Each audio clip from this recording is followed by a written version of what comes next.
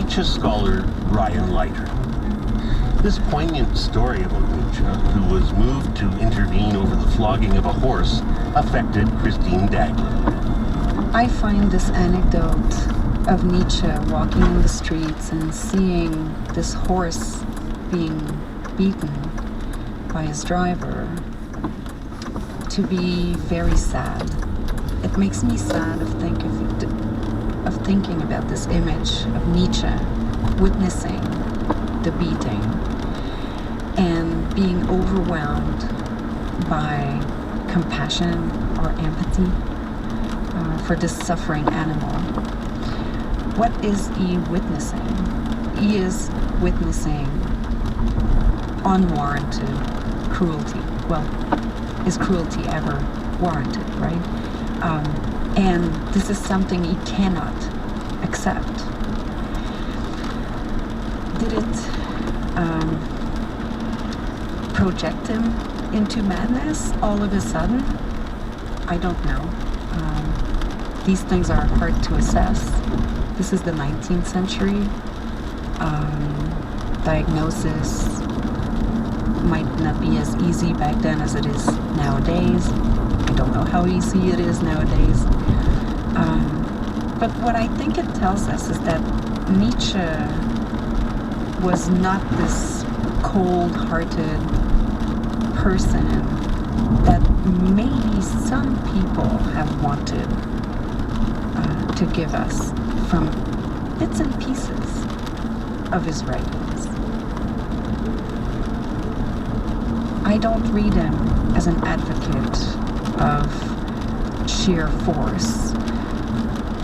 He does talk about the strong man, the higher man, and the lower man or the weaker man, the nobles and the slaves.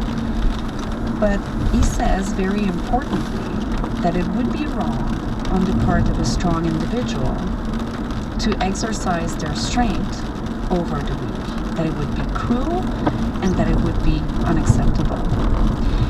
People often forget that, but I think it's very important.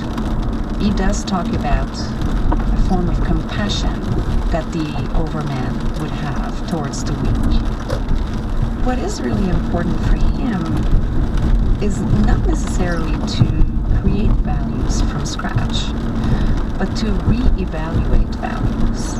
There's this whole concept of the re-evaluation of values in Nietzsche. And that means what?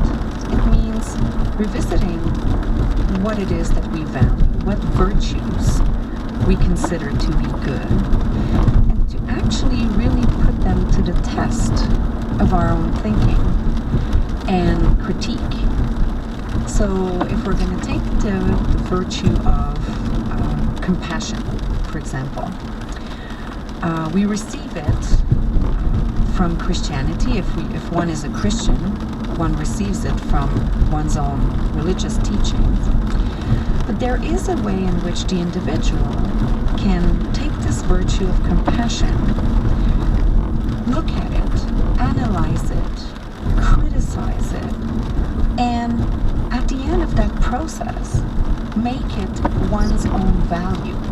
If one considers compassion to be a good thing, if exercised in a certain way, which does not diminish one's own strength, for example, then compassion might very well be a virtue that one adopts for oneself.